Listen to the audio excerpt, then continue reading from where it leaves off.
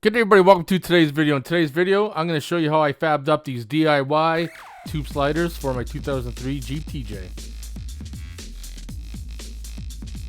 So this was 3/16 by 5 inch, and I got my cardboard template set out there because I need to cut that profile in because I have a set of DIY tube fenders I built a while ago, and I need to get that angle correct so when I build the slider it'll just bolt up on the bottom of the rocker there.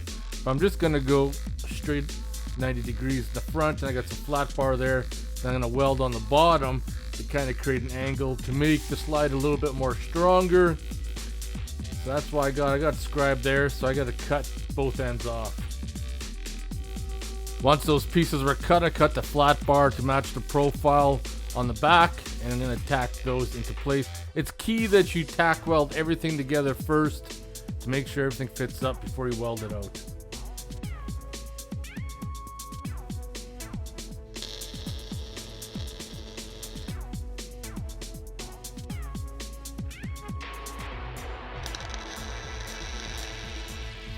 Now that I got the bottom tacked up, it's time to fit it up and see how it's gonna look.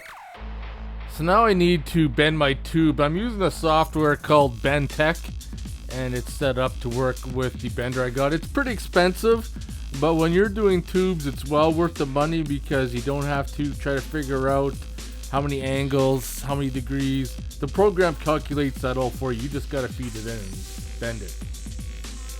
So I'm just bending the tube for my sliders. I'm using a JD Squared Model 32 bender with air over hydraulic setup, which makes it really easy as far as bending goes. It doesn't require you to have your tube stand bolted down somewhere, but it does make it a little bit more trickier when it comes to bending your angles and stuff to make sure that you don't screw up and bend them all crooked. If you never bent tube before, you gotta be right on the money. If you're even out 1 degree over 3 feet means a big difference. So on the floor here, I got my 2 tubes mocked out, and now I just gotta figure out where I'm gonna cut them. So I'm taking the slider, kind of lining it up, take some measurements, make sure it's even across, cut them. So here it is. I'm just getting ready to tack it up. And I'm also gonna put a couple more tubes pretty close to the center, maybe off center a little bit for stepping on, and it's gonna be like a little plate in the middle, but we're gonna get to that in a second.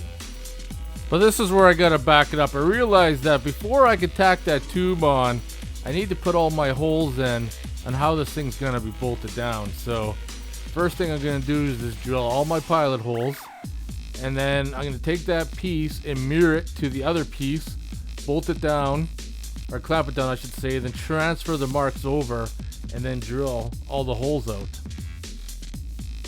Now as you can see, all the holes are drilled, and right now it's the perfect time to tack it up so we can continue fitting it all up.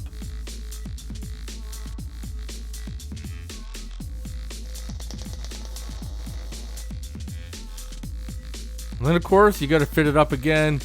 You guys see how it looks, and then once you start seeing the vision, you can start making changes to it.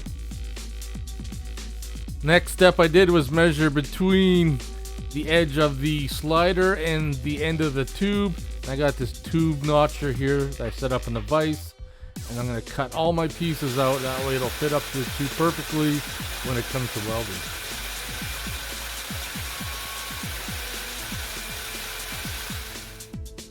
Kind of a long process cutting all those tubes, but now just fitting them up. And I got a flat plate in there that I'm going to use, but of course using a flat plate like that is going to look pretty boring, so I need to spice it up a little bit.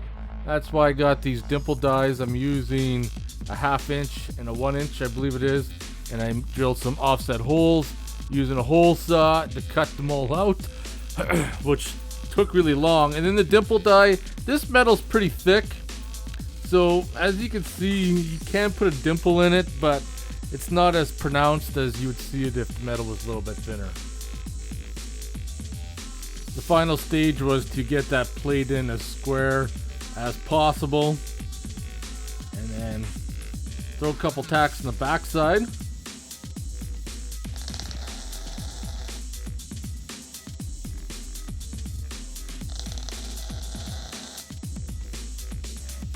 Flip it over, throw a couple tacks on the top side,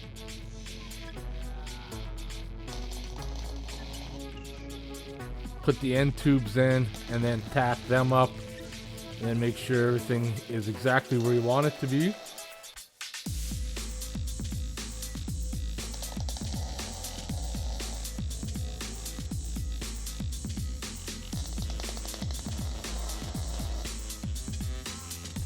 And then if you're happy, burn some wire, because at this stage, there's no going back.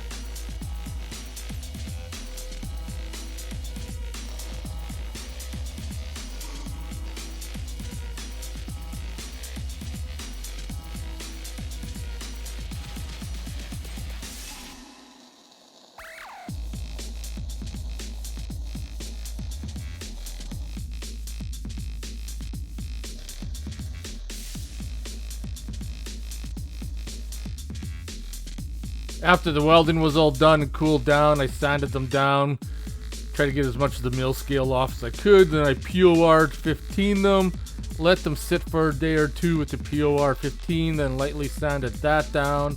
Got the Raptor liner out, coated both sliders in Raptor liner to give them that nice, rough, textured look that'll match the rest of the Jeep, because the whole Jeep is sprayed in Raptor liner as well. I also let the Raptor liner set up for a couple days too before touching it, because last thing you want to do is start stepping on and everything else, have it start peeling off. But what I did is I put 3 nut certs in the body where you can't get access behind when it comes to putting bolts in. But if you're going this route, you got to make sure you use anti-seize on the bolts, or you're going to pay for it later.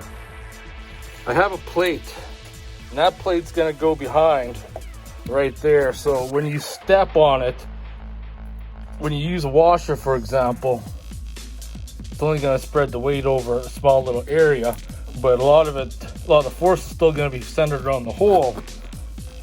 When I use this bar and it's bolted between both, it's going to spread the weight or the force out throughout the whole width, which will take the stress off the mounting holes. And then after that, just a matter of installing them, and then it comes back to where I am right here. Everything is put on and ready to go. The only mistake I screwed up was I had to put a smaller bolt in there to calculate for the tube bend. Well, I hope you guys enjoyed this video. If you have any questions or comments, post them below, and I hope this gave you some ideas on how you're going to build your tube sliders if you decide to go this route as well.